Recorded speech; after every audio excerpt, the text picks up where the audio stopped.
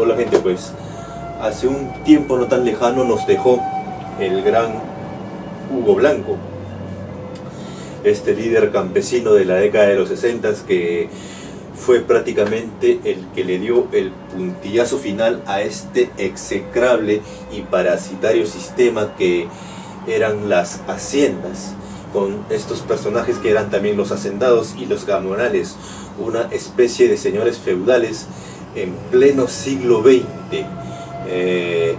Y el día que lo capturaron, las fuerzas represoras del gobierno,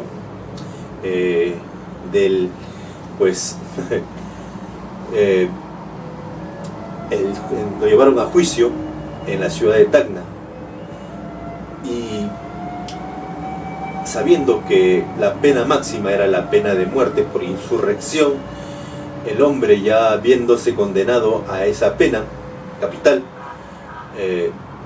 decidió dar este grito: tierra o muerte. Esto pues porque la tierra representaba la vida para todos los campesinos de la Sierra del Perú, exactamente de la provincia de la Convención en el Cusco, que se levantaron en protesta por los abusos que se cometían a lo largo, se cometieron a lo largo de todos esos años, desde el inicio de la República, contra ellos, en la figura de estos señores feudales que eran los gamonales y hacendados.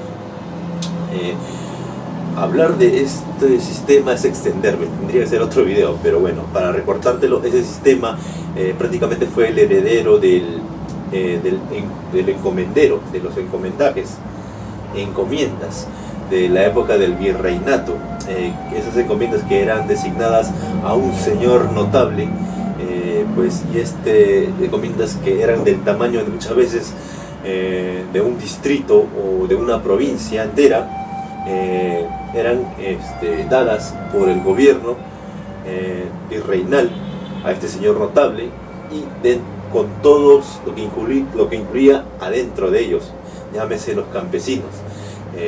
Tanto era así las exacciones que se cometían, que la vida del campesino también pendía de un hilo, o del ánimo o del humor del encomendero.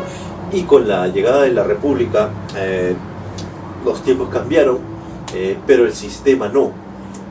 Prácticamente ese sistema solamente cambió de nombre, se llamó el sistema de la hacienda, pues, ¿no?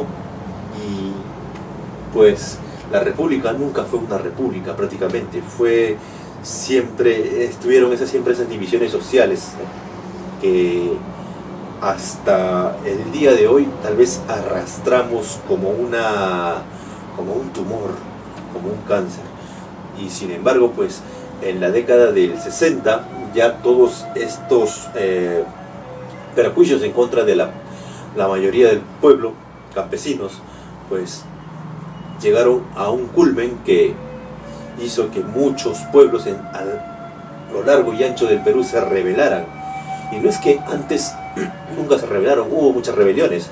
Te podría nombrar las rebeliones de las azucareras y algodoneras en el norte del Perú, en Chiclayo, en Trujillo, en la década del 20, o la rebelión de Huaraz en la década del 80 del siglo XIX, poco tiempo después del fin de la Guerra del Pacífico, o también la rebelión de Huancané en Puno, en esa misma siglo, en los años 60, o también en Azángaro, en Ayacucho, en comienzos del siglo pasado.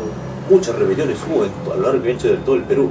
Sin embargo, fueron aplacadas a sangre y fuego por el mismo gobierno, que prácticamente el Estado peruano solamente veía por el bienestar de esos señores hacendados, esos señores notables, entre comillas, de buen apellido, que gobernaban como señores feudales, ¿no? Pues dije que la república nunca fue una república, ¿no? Fue prácticamente un calco de lo que fue el gobierno virreinal. Y es por eso que a raíz de todas las exacciones, todo tiene un límite, y en la década del 60, en la figura de Hugo Blanco, se levantó un frente que en la provincia de la Convención, que se alzó en armas contra varios hacendados. Tal vez el más famoso sea el hacendado Romainville, que esa familia gobernaba con despotismo las haciendas de lo que es alrededor, lo que es parte de la provincia de la Convención y lo que es también Vilcabamba y Lares. Y pues tanto sí, por ejemplo, hay muchos, cuando yo viajé por esa zona, hubo muchos casos que me contaron, que los oí de esos tiempos brutales.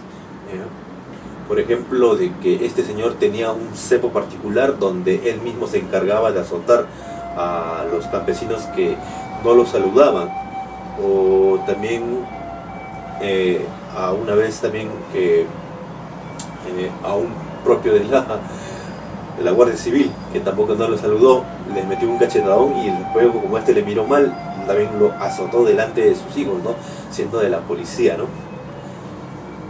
Y pues a muchas personas también, campesinos que habían perdido la vida, él los enterraba en fosas dentro de sus chacras para ocultar sus delitos, ¿no? Este señor Romainville, ¿no? Era un feroz hacendado.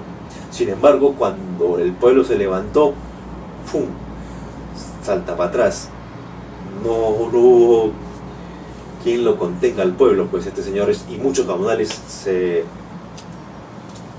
fueron para las grandes ciudades, sobre todo acá a Lima, y mandaron lo que es a las huestes del Estado para reprimirlos en el gobierno del Prado, luego en la pequeña dictadura, Cienfuegos de Robles, y luego en el primer gobierno de Belaúnde, porque sí, este señor en el primer gobierno de Belaúnde entró con el floro de que vamos a hacer una reforma agraria, porque todo el Perú lo pedía, pero sin embargo cuando llegó, adivinen, la reforma agraria estaba encomendada por los mismos hacendados, o sea, los mismos senadores que estaban ahí sentados, congresistas, iban a hacer una reforma agraria. Esos señores que eran dueños de inmensos territorios en la sierra peruana. Por ejemplo, hay un caso de un tal Tello, una familia Tello, que tenía prácticamente, era dueña de todo Abancay, ¿no? Toda la ciudad de Abancay. O también hay muchos apellidos que me vienen a la mente, pero bueno, voy a nombrarlo, ¿no? Todas esas situaciones.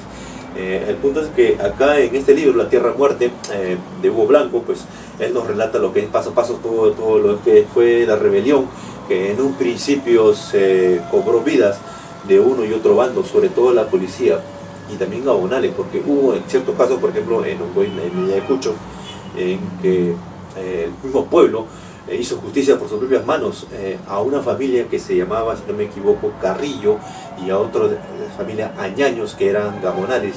Si te suena Añaños, ¿no?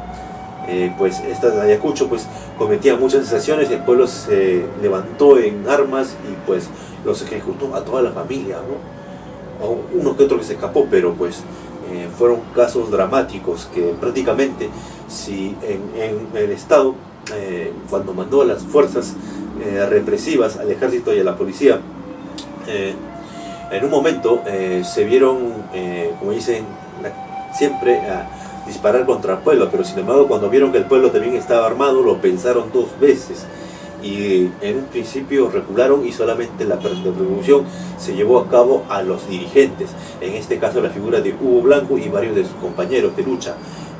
Pues con el tiempo el hombre caería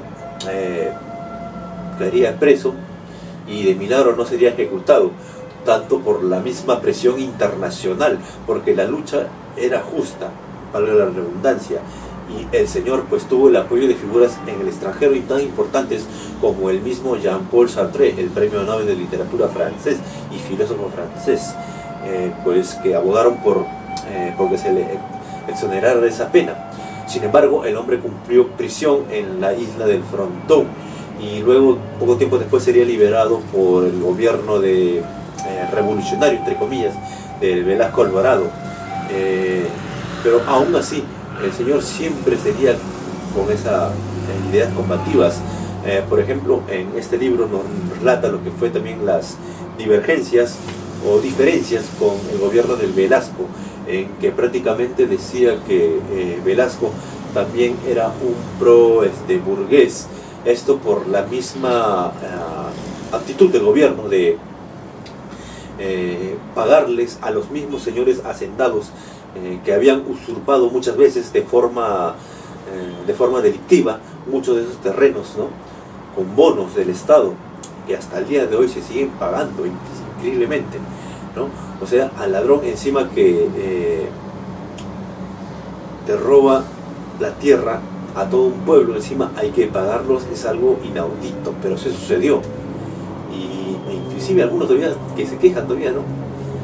Pero el punto es que también él decía que lo que es la verdadera reforma agraria tenía que nacer del pueblo, para el pueblo, y no de las fuerzas justamente militares que habían sido a través de la historia del Perú unas fuerzas represivas que siempre han estado en contra del pueblo peruano. Para la redundancia, en todo, no solo este caso, el peruano, no solamente es un caso único. Esto ha pasado en México, esto ha pasado en Chile, Argentina, con las famosas estancias, en Colombia con las fincas, en México, ya dije, con lo que es los ranchos, todo esto. Y pues este sistema fue heredero del mismo, los tiempos de virreinato. Pero en Perú se dio el caso muy particular en que no hubo un feroz derramamiento de sangre. Todo esto por el golpe de estado militar, ya dije, de Velasco Alvarado, que evitó prácticamente una guerra civil. Hubiera sido desastrosa, más que todo para los mismos gabonales y hacendados, porque recuerden que, por ejemplo, si me voy a través de la historia, casos como la Revolución Rusa o la misma Revolución China, donde estos señores hacendados, en las figuras de los propios países en Rusia y China, o mismo Francia, o la misma Alemania, en los tiempos de Münster, la gran rebelión campesina en Alemania, donde estos señores hacendados eran ajusticiados de una manera brutal. Pero acá en Perú prácticamente fue una cosa pacífica. Y en este punto, Hugo Blanco, a pesar de que llama a la lucha armada y todo esto, al hombre no lo veo como un personaje que quiera eliminar el Estado peruano, sino lo que es, él quería destruir a este sistema y lo consiguió en parte. Sin embargo, al día de hoy tenemos siempre, ¿no?, a estos señores, ¿no?, tal vez sus descendientes, pero con este mismo propósito de querer siempre imponerse, ¿no? Tal vez es la ley del egoísmo, o no sé, pero en este caso, para entender un poco más de la historia del Perú, es importante leer este libro, ¿no?, Tierra o Muerte, que de veras me lleva a reflexionar, sobre todo yo que paro viajando por todas las zonas de la sierra, ¿por qué, por ejemplo, por qué se dio este caso en el Perú?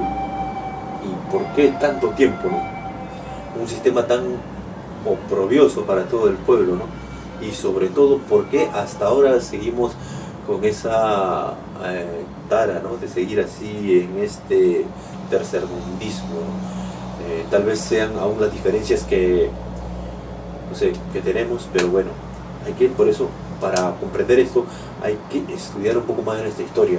Y este libro, Tierra o Muerte, de Hugo Blanco, es muy importante. Muy a pesar de sus ideas, que él se declara trotskista, llámese una rama del comunismo, yo no las comparto para nada, pero en sí, pues hay que aprender de todo, ¿no?, para poder sacar un análisis imparcial y sobre todo fructífero para las ideas, ¿no?, para las mismas ideas que van a alimentar el futuro de este país. Pues por eso mi admiración hacia Hugo Blanco, pues que en paz descanse, donde quiera que esté, pues los guíe en este duro camino que siguen, pues porque la lucha continúa. Si antes fueron las haciendas, ahora pues tenemos diferentes sistemas, ¿no? Todo se moderniza, todo cambia, pero bueno, por ahí hay que siempre seguir la lucha. Te puedo nombrar las Service, las AFPs, ¿no? Por ahí saca tu cuenta. Todo es la cultura del egoísmo, no sé. La figura del hacendado tal vez se recicla y vuelve allí, quién sabe, ¿no? Algún día saldremos de este hoyo, no sé. Pero por mientras tanto, este libro Tierra o Muerte, pues sin más que decirte, nos vemos. Aguante Hugo Blanco.